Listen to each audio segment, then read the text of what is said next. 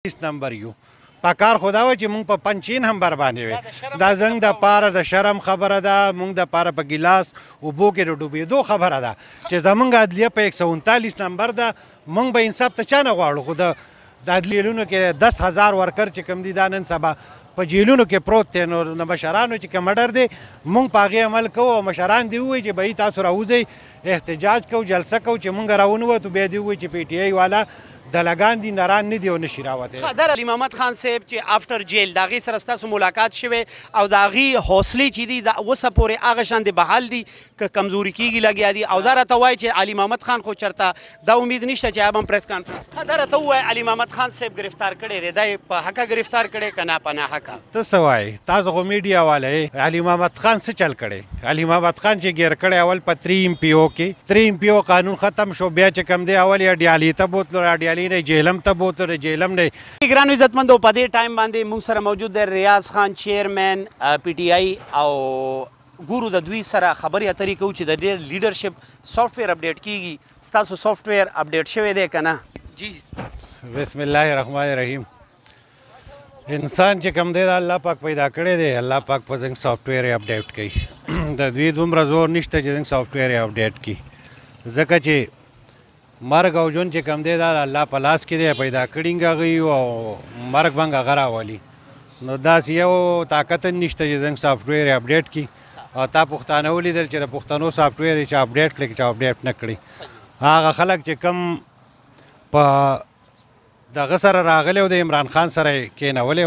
خو هغه خلک دی چې دې پارټۍ نه تښتي او نور چې کوم نظریاتي خلک دی او د پاکستان سوچ کوي صرف د پاکستان سوچ چې دا نور خلک چې کوم دی پاکستان سوچ نه کوي ذاتي سوچ کوي نو څوک چې د پاکستان سوچ کوي هغه د عمران خان سره د بل چا سره نشي کېدی دا راته ووایه چې زیاتر کسان چې دي هغوی پی ټي آی پرېښودله هغوی به هم پلر ګڼلی کېدل د پی ټي آی دا راته ووایه چې پی ټي آی په دې ټایم کمزورې شوه که نه پی ټي آی چېرته نه کمزوري کېږي پی ټي آی دا که ستا خیالي په پنجاب کې 400 کسانو ته ټکټونه میلاو شوي په هغې کې صرف 40 ټکټ هولډران دي چې هغوی پارټي پرېښوده هغه تا ته پته چې په کومه طریقه باندې پرېښوده چې خبره کله په عزت باندې راشي او په زنانو باندې راشي زما په خیال په پاکستان کې دا په اوله ځل باندې داسې وشول چې د زنانو بېعزتۍ په پاکستان کې وشوي ایون چې په مارشل لا کې هم داسې نه وشوي دا کوم چې ځان ته دوی جمهوري حکومتونه وایي او په دې جمهوري حکومت کې د پاکستان کې دا کم کار وشو نو دا پاکستان چې جوړ شوی د اوسه پورې دا شل نه دی شوی نو سافټویر یې مافټویر یې اپډیټ نشته دی که یو سړی په مجبورن د دې پارټۍ نه لاړی شي چې حالات نارمل شي دوی به ټول چې کم دی دې پارټۍ ته راځي او هم د دې پارټۍ سره به یو ورکر چې کم دی دا د پارټۍ طاقت دی ورکر ستا سره لیډرشپ ډېر دی خو ستا سره ووټر نشته نو ته څه کې استحکام پارټي جوړه شوه جي تکړه کسان ورته رالل څه ګورئ استحکام پارټۍ باره کې به دا صرف ووایم چې یا 20 دي یا 15 دي دغه کسان دي دې ته نظر سره څه پارټي وایم داسې ټول یو گپ شپ دی یو ډرامه ده پوه شوې دا آسان کار دی بس ته یو پارټي جوړه که یو 100 کسان راغونډ کو دا یو پارټي ده او دا به چې کوم دی په حکومت پر دوی او دا چل به دا ټول گپ دی چې د کومې پارټۍ سره عوام نه وي د هغه سره ووټر نه وي دا پارټۍ چې کوم دی دا د عمران خان په شان 27 سال محنت غواړي خو د افسوس خبره دا ده چې په پاکستان کې جمهوریت نشته که جمهوریت وی نو پاکستان کې زه راته وایم چې 90% ووټ چې کوم دی دا نن د عمران خان دی او ټول چې کوم دی دا نور غله دا خلکو پیژندلي دي که دوی هر څومره راګیل کړي یو شفاف الیکشن دی وکړي شفاف الیکشن دی دوی وکړي او دوی ته یې پته ولګي ته سروې وکړه او پر ټول کلي کې وګرځه چې 90% پی ټي آی وه که نه وه ته به یې ویني اوکې شوه ښه دا راته ووایه علي محمد خان صاحب ګرفتار کړی دی دا یې په حقه ګرفتار کړی که نه په ناحقه ته څه وایې تاسو خو میډیا والا یې جی جی علي محمد خان څه چل کړی علي محمد خان چې ګیر کړی اول په 3 MPO کې 3 MPO قانون ختم شو بیا چې کوم دی اول یې ډیالي ته بوتلو ډیالي نه جیلم ته بوتلو جیلم نه بیا ډیالي ته راوستلو ډیالي نه بیا پېښور ته بوتلو د پېښور نه چې کوم دی بیا مردان ته راوستو مردان کې 3 پیرې ضمانت شو د اوسه پورې انټي کرپشن والا چا پیژندل نه یو سړی خو دی په علي محمد خان خو دی دوی یو روپۍ چې کوم دی کرپشن ثابت کړي چې ته په کلاس 4 باندې چې کلاس 4 کړي دوی خو د قانون ګوري چې دا کلاس 4 MPA کوي که MNA کوي نو دا انټي کرپشن افسران د دوی دومره وخت نشته دی انشاءالله د حکومت په راشي دا تپوس پتې کېږي اللیګل حکومت دی 3 میاشتې چې کوم دی دا د نګران حکومت دي اوس چې دوی څه ناست دي نو دا اللیګل ناست دي خو د افسوس خبره دا ده چې د عدلیه چې کم کردار ادا کوي نو زما په خیال دا په 139 نمبر چې مونږ یو په ټوله دنیا کې نو دا مونږ هسې نه یو. دا د پراود خبره ده جی. دا ډېره غټه پراود خبره چې په 140 کې مونږ 139 نمبر یو.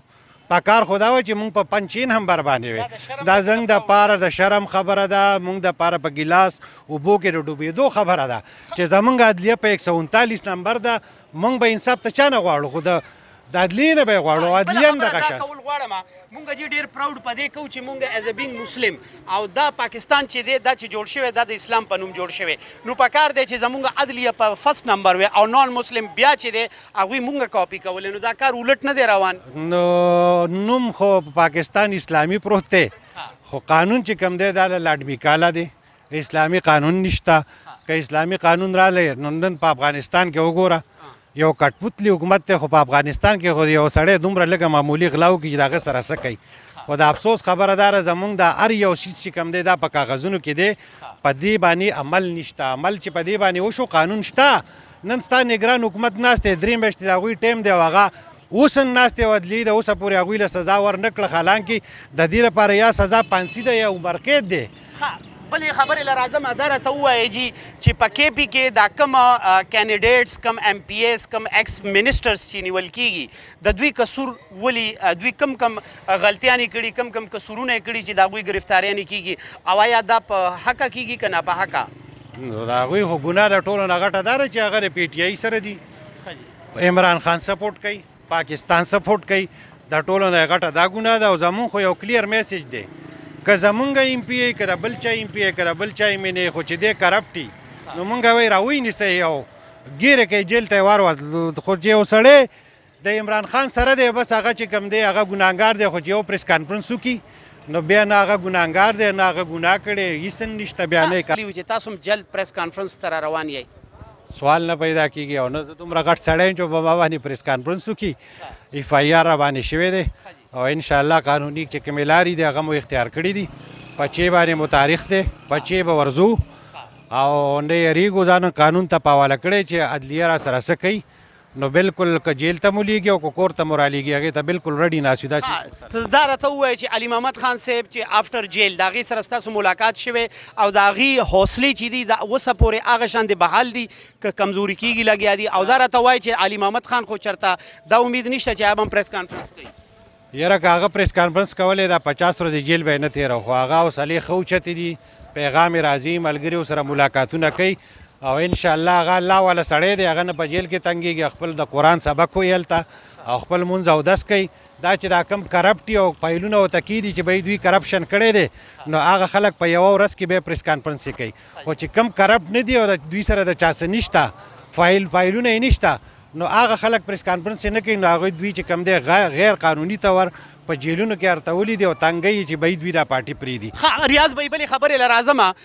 ډېر خلک دا وایي چې عمران خان پارټي چې دا هغه خاموشه شوه، خلک ویرېده، هغه احتجاج به په 2مه ورځ په 10مه ورځ به جلسه وه، احتجاج به کېدل، هر څه ختم شو او پی ټي آی چې دا هغه کلوز شوه. بالکل داسې هېڅ نشته. تاسو ولیدل نن نه د جنډې مخیم شروع دی د پرون نه په زرګونو او په لکونو خلکو جنډې ولګولې لګیا دي. خلک یریږي نه، خو دا دوی چې کومې طریقې کار کوي د دې طریقې کار د ختمولو دپاره به هر سړی د حکمت نه کار اخلي او په حکمت باندې به کار کوي، ځکه چې دلته قانون او آیین نشته. چې په کم ملک قانون او آیین یي کم ملک جمهوري ملک چې کم دی ته احتجاج نشي کولی، پوره باندې احتجاج په هر ځای کې ته کولی. مونږ یو پوره باندې احتجاج کړی او د هغې په سیله کې مونږ ته چې کم دی دا میلاویږي چې بهی زمونږ ټول لیډرشپ زمونږ ورکر ټول په جیلونو کې 10,000 ورکر چې کم دي دا نن سبا په جیلونو کې پروت دی. نو د مشرانو چې کوم ډر دی مونږ په هغې عمل کوو او مشران دې ووایي چې بهی تاسو راوځئ احتجاج کوو جلسه کوو. چې مونږ راونوتو بیا دې ووایي چې پی ټي آی والا دلګان دي نران نه دي او نشي راوتی. دا راته ووایه جي ما تېر شویو ورځو کې اورېدلې وه چې په ملکنډ کې څه ډېره غټه جرګه شوې ده، په هغې کې هغوی څه حلفونه اوچت کړي دي، د یو بل سره یې تړلي کړي دي، په قرآن پاک کې حلف اوچت کړی دی. په دې حواله سره راته اپډیټ راکړئ چې دا څه وجوهات دي، څه وجه ده؟ ګوره داسې کار دی دا طاقت نه وي دا به د کومې پورې د خلکو پرې زړونو کې چې څوک یې هغه ته نشي ایستی. هغه ته د یوې ورځې لپاره د 2 ورځو لپاره وباسي، هغه ته د ټول عمر لپاره ته نشي ایستی. نن په ملکنډ کې دا کار وشو، دا به پر ټول پاکستان کې دا کار کوي چې کله ظلم سیوا شي نو ظلم د حلف څه تشریح وکړي ته خلب داو چې به په مونږ باندې غیر قانوني سوکن چاپی لګی